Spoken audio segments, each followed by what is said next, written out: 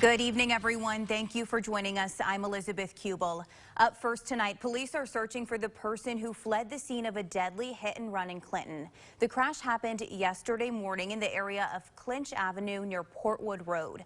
6 on Your Side reporter Kristen Gallant spoke to family and friends of the victim today who say they just want justice. Kristen, thank you. And police say there is no vehicle description, also no witnesses at this time. So anyone with any information should go ahead and call the Clinton Police Department. You see their number right now at the bottom of your screen. It is 865-259-1209. In national news now, a person of interest is in custody after a truck drove through a Christmas parade in Wisconsin, injuring several people. It happened in Waukesha County. In a press conference just a few hours ago, the police chief says there were some fatalities, but couldn't say how many. The chief also says an officer did fire their weapon at the suspect's vehicle in an attempt to stop them. Transported. And a spokesperson for the White House told ABC that they are closely monitoring the situation and they have reached out to state and local officials to offer any support as needed. Turning back here locally, starting tomorrow, masks will once again be required inside school buildings at the University of Tennessee. Remember, earlier in the week, UT lifted all mask requirements in accordance with a new state law. Less than 24 hours later, the campus said it would reinstate that requirement, which will go into effect tomorrow. UT Chancellor Dondi Plowman said, quote, "I know the changing conditions are confusing and we will continue to update you as we learn more," end quote. Additional guidance, including information about the federal vaccine mandate, is expected to be released tomorrow. Let's switch gears here now and get a check of our forecast with meteorologist Ken Weathers. And Ken, just before the newscast, I could hear the rain coming down. It probably is right now as well. Yeah, heavy rainfall coming up in just a minute. Talk to you soon, Ken. Thank you very much. Tracking the coronavirus for you now. Some Americans are rushing to get their booster shots. Just days after the CDC gave the green light for all Americans over the age of 18.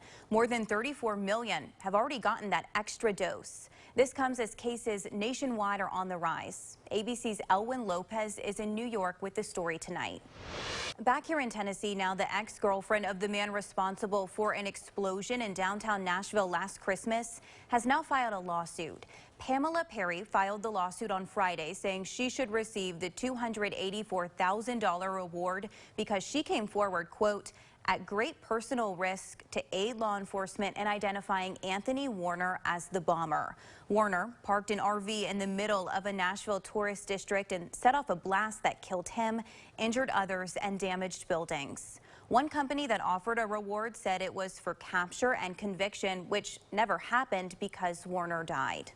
Dozens of protesters marched through Kenosha this afternoon following the not guilty verdict in the Kyle Rittenhouse trial. Reporter Jenna Barnes has more tonight. And before we head to the break, November is National Adoption Month, and this week on WATE 6 on Your Side, we are bringing you stories to shine a spotlight on the need in our community, finding out what it's like for children growing up in the foster care system.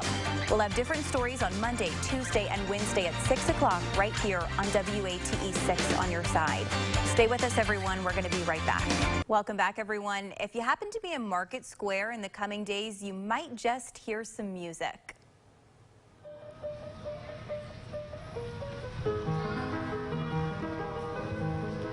The Piano Project was created by Brian Clay. It is an art and music initiative that allows painted pianos to be placed in public spaces for community engagement. Clay says he partnered with the Downtown Knoxville Alliance to get the funding for the project. He says this all stemmed from a trip to Atlanta where they had a painted piano at the King Center.